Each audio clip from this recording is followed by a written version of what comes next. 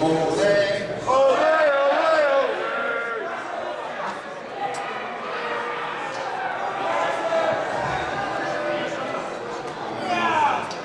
Good morning, faculty, staff, my fellow students, and Dr. Power. I've seen a number of, I believe, speeches over the years, or in my 4 years at the upper school, and I've long hoped to make one myself. So it means a lot to be standing here before you today. I'd like to start with the following quote. One often meets his destiny on the road he takes to avoid it.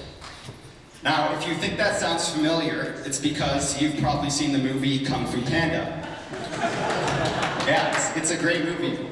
Unfortunately, I'm not up here to talk today about that awesome movie, but I was thinking about this quote recently while I was doing a number of activities, including trying to do my math IA, trying to study for my Latin test, trying to write my English poems, and the list goes on. You see, like many of you perhaps, I have a problem. And that problem is that I often have trouble getting down to work and just getting stuff done. This is how it usually goes. I start trying to do some work, but I don't get very far. I switch from my schoolwork Chrome account to my procrastination, yes, my procrastination Chrome account.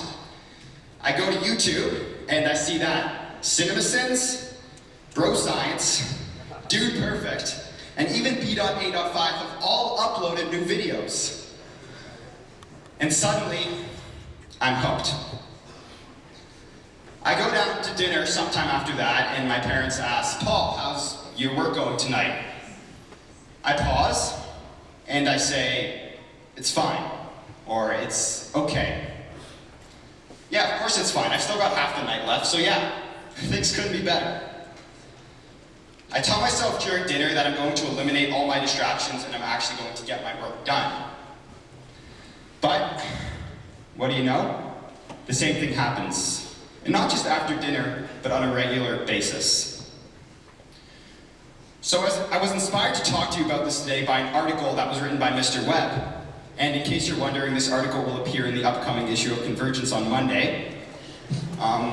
In the article, Mr. Webb writes about the constant rise in stress levels and how that is correlated with the arrival of the digital age. Now, as a digital native, that is, I don't remember the preceding era, or the analog age, as Mr. Webb refers to it, I have been raised in a society where every bit of information is just a few clicks away.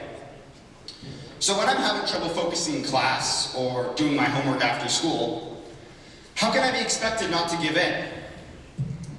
This may come as a shock to some of the analog natives in the room, but I feel as though browsing the internet is almost as fundamental to my life as eating. So, do I have an addiction? Well, that's a pretty strong word to use, but I think that my problem stems from the fountain of information that is the internet, coupled with my anxiety and my high expectations. So, as I contemplate the situation that I find myself in every night, I realize that all of this is in my control. I was the guy who clicked on YouTube and watched those videos, not my friend, not a figment of my imagination, certainly not my parents or the IB. No, it was me. And I realized that I can extend this personal control to other facets of my life, like my attitude when I get a bad mark on a test, or my response to a missed shot in tennis. Now, I'm not saying that I should just force myself to be happy about everything, because I need to have varying emotional responses to different situations. Otherwise, my emotions would be worthless. However, while there is a great deal of uncertainty in life, I do believe that I can meet my destiny head-on without trying to avoid it. I believe that I have the self-control to stay on task, and that I can use that self-control to positively affect my own life and the lives of others. Thank you so much.